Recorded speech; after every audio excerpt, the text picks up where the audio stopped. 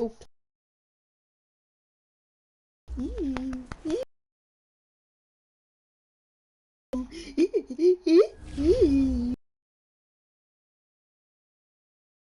Who's driving this bus? Alright.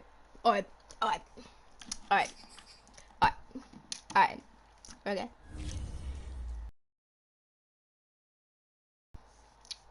What? So we'll 1-0, 2-0, 3-0, 4-0, 5-0, 10-0. Then we lost. So we were 7-1. Now we are 9-1, and we are facing at home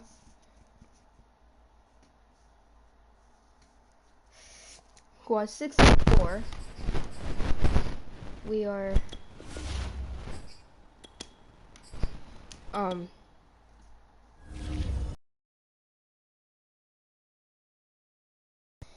so chances of us winning are very high. Very, very, very high. Yeah.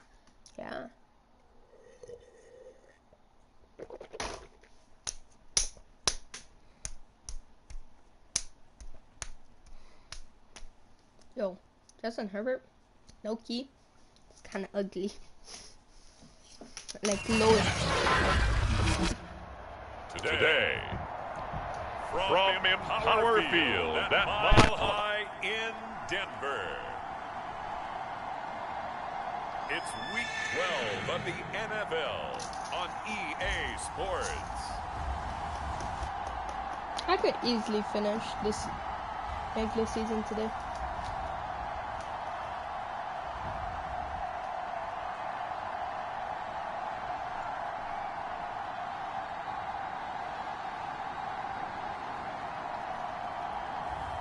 It's the Denver Broncos taking on the LA Chargers.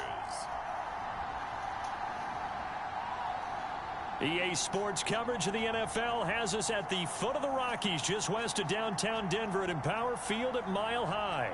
A moment ago, through a shower of pyrotechnics, it was the hometown Broncos taking the field as they get set to do battle with the Los Angeles Chargers.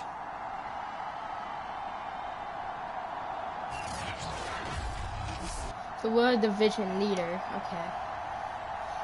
Tennessee Titans is the top division leader. Need it if we didn't lose to Washington. And to no one's surprise here in Denver, that'll carry through the back of the end zone for a touchback. How is it that I just now get I just randomly over someone? On 1st and 10, Herbert, and it's hauled in by Jared Cook. And he's upended at the 33 following a good pickup of 8. Here's a 2nd and 2 now from the 33. First carry for Austin Eckler, who's a Colorado native. And he's able to take this one up to the 35-yard line. Ball up to the 35 now as they come up on 1st and 10. On the ground, it's Eckler. And he'll work this forward for about 3. It's 2nd down. 3 yards on that last carry. Here's 2nd and 7. This defense, Charles, really played well in that win a week ago. Yeah, and what stood out to me on tape, the way they were flying to the football. And the Broncos get there and take him down. Bradley Chubb in there to get him, and that is sack number 6 now for him on the year. Now on 3rd and long, they'll look to throw. Over the middle, and it's caught. Keenan Allen. And he'll be taken down well before the 1st at about the 36-yard line.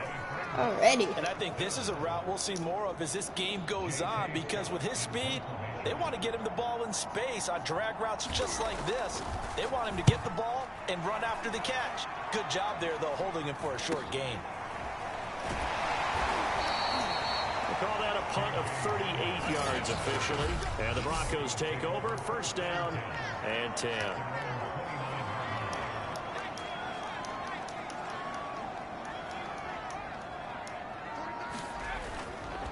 Now a carry for the forward. First-round pick of the Chargers. It's Melvin Gordon. And he'll work this forward for about 3 at second down.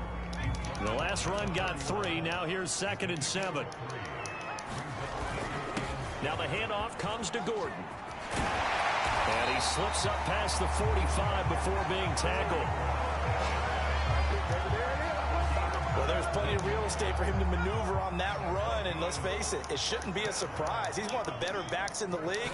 Had to come into this game with the idea, slow him down, otherwise it's going to be a long afternoon. And that's going to be incomplete. Too tough to hold on to that one. It's 2nd down. He was looking to go back to Sutton there, and that'll bring up 2nd down. They'll give it to Gordon out of the shotgun. And they're well past midfield, just a yard or 2 shy of the 40. If we're shy of the 40, then finally on the 42. I'd say right down Broadway on that run. A straight ahead running. I think that might be something we see a lot of between the tackles today. Well, he's enjoying things so far here this afternoon. Season crease and burst through for a solid game. Okay. He'll be stopped at the 35, but not before he picks up 7 yards. A good run got 7 on first. Here's 2nd and 3. They run for the first time with Javonte Williams. And a run like that shouldn't surprise anyone who's ever seen Javonte Williams play. Compact, strong, physical runner. He ran for 1,000 yards at North Carolina last year. In fact, it was over 1,100. Deep, and then they always picked it off and that's despite deep. But he was up in the wind. Michael Carter, who's taken in the 4th round by the Jets. Najee Harris and Travis Etienne were taking over him. But many thought that Javonte Williams might be the best back in the draft. He gets it forward for 4, maybe 5, but the flags fly. And this one could be coming back. Bobby Massey, the right tackle, called for the penalty there. Now they face a 2nd and long following the holding penalty.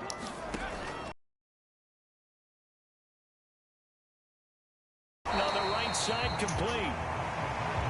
They'll give him 4 yards there, and it'll be 3rd down. I mean, no matter what, I still score first, so... We're scoreless and after 1. Unless if they pick this off.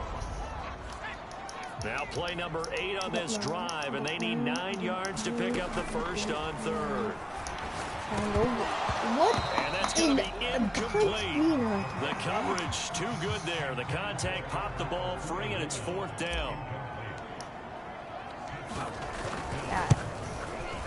And McManus able to put it through. And the Broncos, the first to grace the scoreboard. It's 3-zip. So he's been automatic to this point of the season, and he connects on the field goal there. And what a luxury it is to have a kicker you can depend upon, partner, because he hasn't missed all year long. Converts on that one as well. And kudos to you. You didn't jinx him. McKenzie will not return this, and it'll be brought out to the 25. The Charger drive about to get going. And, Charles, if the season ended today, and it's not going to, we still have December left.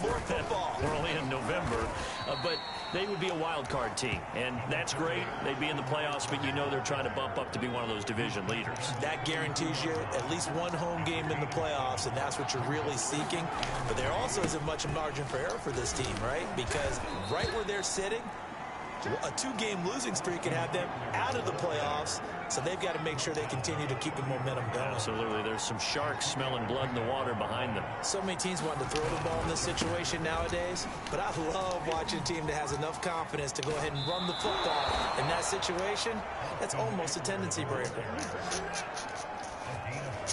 Absolutely love the run right there. This guy's known for his quickness, but also for his speed. He's able to get to the 2nd level almost before you blink if you give him any type of blocking. Always talk about slot receivers, and they're usually known as quicker than fast. In this case, we've got a guy who's quick and fast, and he used it to great advantage. Yeah, this is running.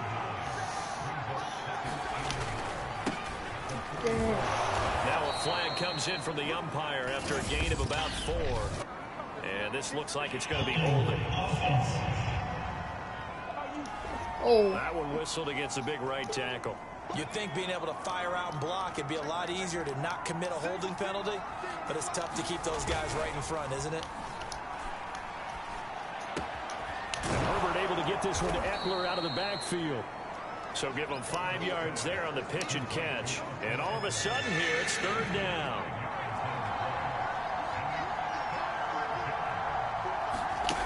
A shotgun snap for Herbert. And this is going to be incomplete. They went with the dime look that time on defense. Just flooded the field with defensive backs. Blanketed everyone. Took away all the passing angles. Thus, the incompletion. Here's J.K. Scott now, as he'll punt it away for the 2nd time. He'll send this one into the mile-high air, and it's a good one. And that ball's going to angle out at the 3-yard line. A beauty. The field position game, such an overlooked facet, Charles, of an NFL game. But this offense, they're going to be pinned back. What an ideal punt. An ideal punt, and it leads to that term complementary football. Because them doing that puts their defense in a great spot, doesn't it? Gives them a chance. If they want to be aggressive, try and maybe get a safety out of this whole thing, it puts them in that position.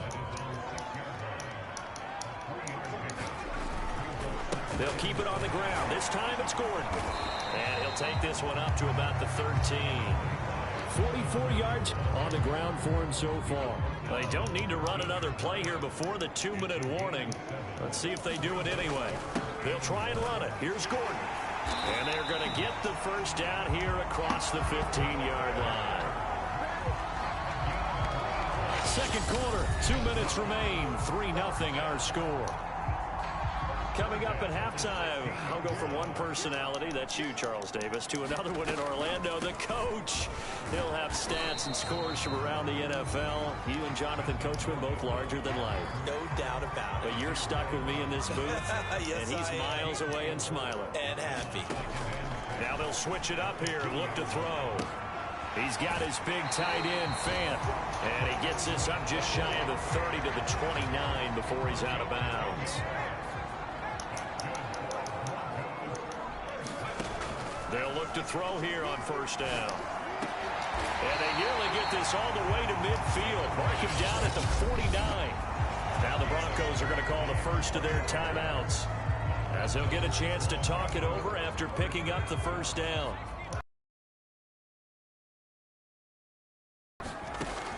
Looking to throw. He'll let this go deep for Sutton. In a double coverage, and it's intercepted. Picked off by Michael Davis. And the Chargers are going to have the football here at their own 35-yard line. Defensively that time, they were in zone coverage. As a rookie QB, what lesson can you learn there? Well, understand this. You saw zone in college, and the defensive backs reacted, but they don't react like they do on this level. So when they're in zone and they see the ball coming to them, they'll react at least a half a second faster. You've got to know where you want to go with the ball and be decisive with it. Otherwise, the end result can be something you don't like. So give him 2 yards there on the completion. And that's going to make it 3rd down and less than a yard. Yeah, those enemies. Herbert off of play action. And a dangerous throw there as that's knocked down and incomplete. Well, this first half has not gone according to plan so far offensively, or even defensively for that matter. They could use a big-time spark somewhere, but it's not going to come on this drive as they have to punt this one away. Oh, my God. And a nice job here on special teams. This will be down inside the 10 at the 8-yard line. Absolutely love the flexibility of these punters. Their leg drive, able to get it way up in the air, and that allows their punt team to get down there and down it inside the 10. That's exactly right. And he'll work this back right on the line of scrimmage and surrender there. Now the Broncos going to use the 2nd of their timeouts, as the clock will stop with 37 seconds to play in this first half. And that is incomplete.